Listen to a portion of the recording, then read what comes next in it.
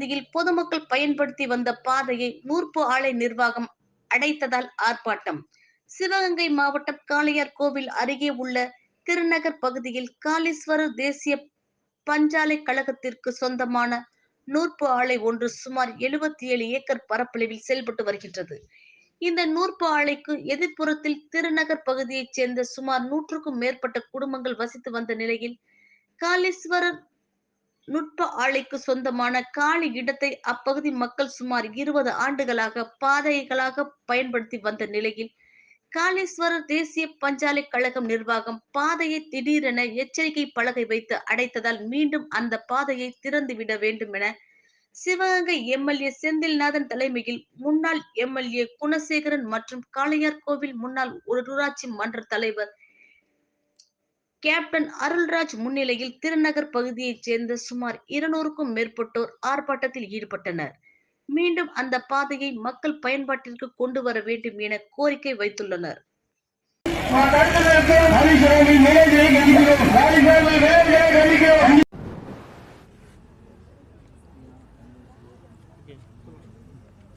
காளையார்கோவில் திருநகர் பகுதி மக்கள் தொடர்ந்து 60 ஆண்டு காலத்துக்கு மேலாக பயன்படுத்தி வருகின்ற இந்த சாலையை திடீரென ஒரு வாரத்திற்கு முன்பாக காளீஸ்வர அம்மனுடைய புதிய ஜிஎம் திடீரென ஆக்கிரமிக்க முயற்சி செய்கிறார். அங்கே இருக்கக்கூடிய பொதுமக்களை இதில் செல்லக்கூடாது என்று அந்த குடியிருப்பவர்களை எல்லாம் சென்று மிரட்டுகிறார். அதற்கு எஃப்எம் அவர்களும் துணை நின்று அவரை தவறாக வழி நடத்துகின்றார்.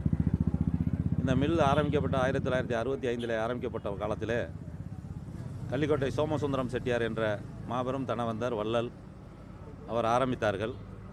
அப்பொழுதே இந்த இடங்களை எல்லாம் காளீஸ்வரா மில்லுக்காக வாங்குகின்ற காலத்தில் பின்னாலே செல்லுகின்ற அனைத்து விவசாய பகுதிகளுக்கும் அந்த புஞ்சைகள் நஞ்சைகளுக்கெல்லாம் செல்லுவதற்கு இதில் சாலை சென்று கொண்டிருக்கிறது என்று இந்த விற்றவர்கள் சொல்லும் அந்த பகுதி மக்களும் சொன்ன பொழுது அவரே நின்று இந்த ஓரத்திலே அந்த பாதையை ஒழுங்கு செய்து விட்டார். அதை பத்திரமாக எழுதி கொடுக்கவில்லை என்றாலும் அவர் வாய் வழியாக ஒழுங்கு செய்து 60 ஆண்டு காலமாக அது மண் சாலையாக பயன்படுத்தப்பட்டு வந்திருக்கிறது. இந்த பகுதியிலே கூட குறிப்பாக இந்த மில்லிலே வேலை பார்த்தவர்கள் தான் அதிகமாக குடியிருக்கின்றார். இந்த சூழ்நிலையில் இப்போ 1972 இந்த மில் தேசியமயமாகப்பட்ட பிறகு கிட்டத்தட்ட 40 ஆண்டு காலமாக எத்தனை ஜிஎம் வந்திருக்கிறார்கள், யாரும் அந்த பாதையை அடைக்க முயற்சி செய்யவில்லை. அந்த விளையாட்டு திடலையும் மக்கள் தான் விளையாடுவதற்கு பயன்படுத்தி கொண்டு வருகிறார்.